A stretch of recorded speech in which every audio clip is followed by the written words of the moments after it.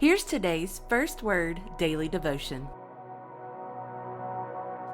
August the 4th, and we turn our attention today to Ezra 3 through 5, as well as we'll look at 1 Corinthians 12, and we'll look at a reading from Psalm 31. And so we're going to disperse our reading from Psalm in our Old Testament reading today, and we're going to end on 1 Corinthians 12. But let's start in Ezra 3 on August the 4th. Now remember the storyline. Israel at this point has been scattered. The reason for their scattering has been laid out by the chronicler for us. They were disobedient to the words of the Lord. And remember, this word of the Lord reverberates all the way back when they're fixing to enter the promised land, and Moses gives his final sermon. Remember what he told them? He basically told them that you will not obey. The reason that they won't obey is because they're incapable of obeying. And as Moses made clear, and this will be even further realized when we get into Ezekiel and Jeremiah, the need of the people is they need a new heart. And at the center of that new heart that the people will receive is a heart ready to obey the voice of the Lord. And so Israel is scattered, but now through Ezra, through a already and not yet, through them realizing the promise of being gathered back into the land. They are already in the land, but they are not yet in the land. The same parallel is true of us. We have been saved. We are being saved. Both of those things are true. And so Ezra 3 opens up, and Israel was scattered, and now they're gathered again. And the reason they are gathered is because of only one reason, and it's a reason that we'll explore in the Psalm today as well as in Ezra. The reason that they're gathered is because God is faithful. Look at Ezra 3:1. When the 7th month came and the children of Israel were in the towns, the people gathered as one man to Jerusalem. And look at the song that they sing. Look here in this is 11. And they sang responsively, praising and giving thanks to the Lord. Here's their song. For he is good, for his steadfast love endures forever toward Israel. And remember, we've said before that word steadfast love, underneath that English is the Hebrew word hesed, hesed. And that word, of course, is such a powerful word in the Hebrew that it takes two of our English words to be put together, and still that only scratches the surface of the meaning of the steadfast love, the loving kindness, the faithful love, the forever love, all those words are true of that one Hebrew word, hesed.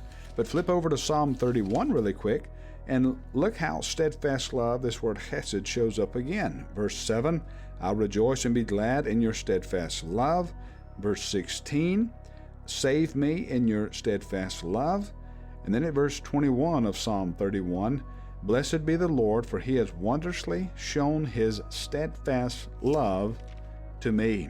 And aren't you glad, or we should say, I am so glad, that we have a song to sing, and the substance of our singing is the steadfast love of the Lord. Look at verse 12. But many of the priests and Levites and head of the father's household, old men who had seen the first house, wept with a loud voice when they saw the foundation of this house being laid, though many shouted aloud for joy. So the people could not distinguish the sound of the joyful shout for the sound of the people's weeping. For the people shouted with a great shout, and the sound was heard far away. Now let's flip the page then, and we'll focus our attention on something that's going to become important in tomorrow's reading.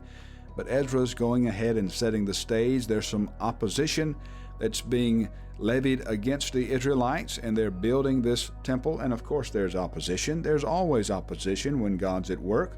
But in this section here, I want to show you the importance or the power of a letter. Look at verse 4. Then the people of the land discouraged the people of Judah and made them afraid to build, and bribed counselors against them to frustrate their purpose all the days of Cyrus, king of Persia, even until the reign of Darius, king of Persia. Verse 7. In the days of Artaxerxes, Bishlam and Mithredath and Tabeel and the rest of their associates wrote to Artaxerxes, king of Persia, Look at verse 17. Then the king sent an answer, and there's his letter that's recorded historically for us. In verse 21, therefore make a decree that these men be made to cease, and that this city not be rebuilt until a decree is made by me. Verse 24, then the work on the house of God that is in Jerusalem stopped, and it ceased until the 2nd year of the reign of Darius, king of Persia. And again, we see more letter writing at verse 11 through 17. And look at verse 17, who shows up again. We've already seen him in the past, but at verse 4, we are reminded of Cyrus, and of course that reminds us of the end of Chronicles, and Cyrus's decree, let him come up. And in verse 17, there's another explicit reference to King Cyrus. Now, we'll leave that in the balance for tomorrow's reading, but let's go to our New Testament reading today. Let's look at 1 Corinthians 12, this pivotal chapter as it relates to the task, listen carefully, to the task that God has called us to. And remember, this task that God has called us to is a task that He empowers, a task that He equips. Chapter 12, verse 1. Now concerning spiritual gifts, brethren, I don't want you to be uninformed. Now, look at this language at verse 3. Therefore, I want you to understand that no one speaking in the Spirit of God ever says Jesus is accursed, and no one can say Jesus is Lord except in the Holy Spirit. Verse 8. For to one is given through the Spirit the utterance of wisdom, to another utterance of knowledge, according to the same Spirit, to another faith, the same Spirit, to another gifts of healing, working of miracles, prophecy, ability to distinguish between spirits, various kinds of tongues, interpretation of tongues. But here's the important reference for us at verse 11. All these are empowered by one and the same Spirit, who apportions to each one individually as He wills. You know what that means? It means that you, if you're a child of God, God has given you a specific gift. And what does He intend to do with that gift? He intends to take that gift and make you useful for His kingdom purpose. And that's really the discovery of the Christian life, is you get to not only determine and find out how God has gifted you, but then you get to pray this prayer that we're learning to pray as a church together here, is what do you want me to do, Lord? What is this that you want me to do? We've learned that. We've called that the sent prayer, and we're learning to pray in this way.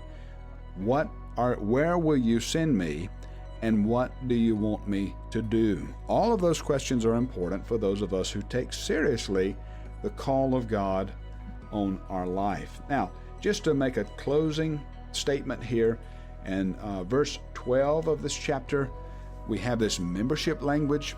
And remember, when we talk about church membership, this is where this is taken from. We're not talking about membership like I'm a member of the country club or I'm a member of this wholesale club. No. Church membership means that just as the body is one and has many members, and all the members of the body through one are one body, so it is with Christ.